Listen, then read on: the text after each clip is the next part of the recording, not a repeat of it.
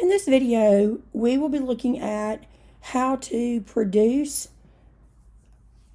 graphical displays such as a box plot and histogram on your TI-84 calculators. We will look at getting two box plots on the graph at the same time using one number line so that the graphs can be compared using comparative words. And what happens or what has happened on the calculator when students get an error message and it will not graph the box plot for them. A lot of times it says error, dimension error, or dimensions are wrong. And I kind of want to show you that because it's something I've had to look up in the past. So first we're going to look at that. So if I typed, let's say that in my Algebra 1 class, we had graphed a line that was y equals 2x plus 3. Oops. 2 y equals 2x plus 3. And I hit graph. Okay, well, notice we don't see the graph. And a quick fix to that is to go to Zoom and number 6 standard. And it'll take us straight back to that standard grid. Now remember, in a previous video, we've put data for day 9 and 13 into our list, and they're still there. We're going to go back in and I'll show you. So there's still some data in list 1 and list 2. And we're going to produce a box plot and then a histogram for these two different sets of data. Okay, so second quit. So to graph, if we hit graph right now, it's just going to graph what's in y equal, because that's what the calculators are programmed to do. But if we want to see a box plot for list 1, we're going to go into stat plot. Okay, because we remember we went into this stat button to input our list. So we're going to go to a stat plot to get the graph for those lists. So second y equal. And you can kind of see here in the blue, red, and black, the blue and the red are showing histograms for list 1 and list 2. And number 3, plot 3, is showing a modified box plot so that we can see the outliers if we plotted list 1. Okay, but right now they're off because we had to turn them off so that it would graph the line for my algebra class. So if you were in actually y equal and this plot had a black box on it, this is telling me that we've turned on a stat plot and we are asking it to plot a graph of some kind. And this is letting me know we're also asking it to plot a line, say for my Algebra 1 class. So we don't really want those at the same time. So if I'm plotting with y1, I want to go up to plot 1, hit enter, come down and turn off that plot. And now I can graph the line. And then if I want that stat plot back on, we'll go back to second stat plot. And let's just go in and turn it on. Okay, so we're going to hit to turn it on. And here are lots of different graphs that can be produced. If you go down to the type, there is a, it's not a dot plot, it's a dotted line graph. We've got a line graph, a histogram. This one is a modified box plot because it shows the outliers. This one is a box plot that does not take into effect outliers. And the last one is called a normal probability plot. And that's not something that we would talk about at all in geometry, so I'm going to skip that one for right now. When we go down to XList, because we are looking at this kind of data, and we are plotting in a histogram or a box plot, there obviously is not a Y. Now, if I had picked, if I was up here and I'd picked that first one, notice I have an X and a Y because this is a scatter plot. This first one was a scatter plot. And So therefore, I would need an X and a Y because we're graphing an ordered pair. But if I pick the line graph, same thing, I need an X and Y. But once I get here, notice there is no Y axis showing, so it lets me know I'm only going to deal with an X for these three. And then this one is going to need an X and a Y. So if I pick L1 and go down to XList, I'm in list 1. I want each value to only happen one time, and it doesn't matter. This calculator happens to be plot in blue. And if I hit zoom stat number 9, it's going to go straight to my histogram. Now, notice if I click on trace, this is going to tell me that this bin of the histogram has a minimum of 49 and a maximum of 58.4, and there's 4 values in that bin.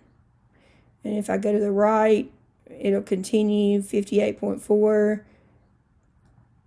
and so on. Well, if I want my bins to have whole numbers here, I need to go back and fix that.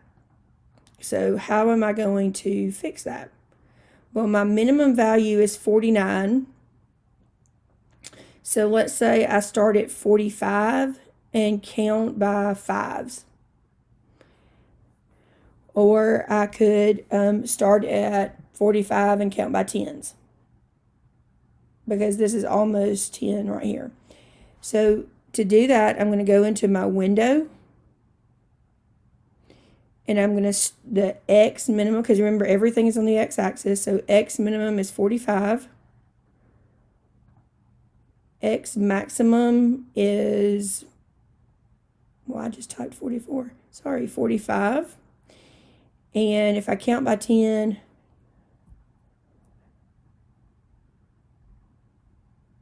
let's do 115. And we are going to count by 10.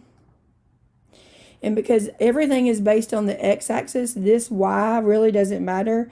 But you do need to know, be able to see all of your values. So I always change y maximum to like 15 to make sure I can see the height of my bin. And by changing this window, now I can hit graph. And notice that it did change the look of that. So now if I hit trace, this one is starting at 45 and ends at 55. And there's 4 values in there. From 55 to 65, there's 1 value, 1 value, 9 values, 2 values, 1 value, and none. So we could have stopped the graph at 105 because it covered all of our values. Okay, so that's a histogram and how to change the bin widths. The other graph is a box plot. So let's go in and change plot 2. And I'm going to leave plot 1 on to begin with. Let's change plot 2 to a box plot and let's kind of just see what it looks like. So we're going to go down to plot 2. Turn it on. We're going to make it a box plot. And we're going to keep list 1, same values. And hit graph. Wow. Okay, so what we've done here is this is the same set of data. We've got a histogram on bottom. We've got the box plot that goes with it on top, so that we can kind of see that the median is hitting this middle line is the median on a box plot. So the median is right in here with this value. And it looks a little skewed, like there's some more values over here to the left than there are to the right. But it's not any major skewness, so we could actually call this approximately symmetric. even though there's a little bit of a bump up here. So kind of an odd graph here. Now, what if I had, instead of looking at, and we know there's no outliers because there's no dots out to the side.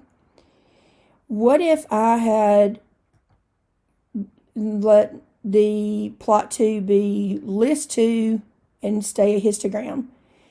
So let's kind of change that. We want to see 2 histograms, and we want this to be list 2 and graph. Now, to me, I don't like having 2 histograms. This is my personal opinion. I don't like having 2 histograms on the graph at the same time, because I can't really see them. Notice one of them's on top of the other. They don't actually form a graph above and below each other. They are just going to be right there on top of each other. So what we need to do is turn one on and then turn the other one on. So if I'm comparing graphs, the best way to compare graphs to me is doing a box plot if you're using the TI. So let's just go back into stat plot. It's a quick fix. Go into enter. Make this a box plot. Go to plot 2. Go up there. If I hit plot 2, I'm go back down on it. Make it a box plot. Hit enter. And graph. And now I have 2 box plots. And they're both on the same number line. So that if I was drawing this on my paper, I could look at and know that this was 45, 50, 55, 60. Wait, we started at 45 and went up from there. And I could figure that out if I hit trace and go back. Actually, that's 50. So that's starting at 50, and we can kind of estimate the numbers. So counting by 10, 50, 60, 70, 80, 90, 100.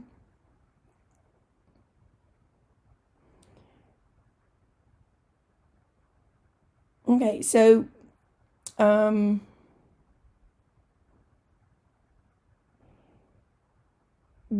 because I hit, okay, let's go back to zoom standard, zoom 6. There's my line. Now, if I went into, my kids have been looking at this y equal 2x plus 3 or whatever equation it is. If I go into stat plot and I turn on my plots, plot 1 and its own, and I hit graph from there, notice I'm not going to see those graphs because it's not showing me the graphs because this is not the part of the number line. Remember, my number line started at like 40 and counted by tens. So you've either got to change the window, use your zoom stat. The easiest way that I have found with my students is I tell them before we ever start plotting statistical numbers to go into the y equal and make sure that they're all cleared. And that there's nothing in y equal before we start doing statistical graphs, and it will save you a lot of headache with messages that say error, dimension, mismatch, or something like that.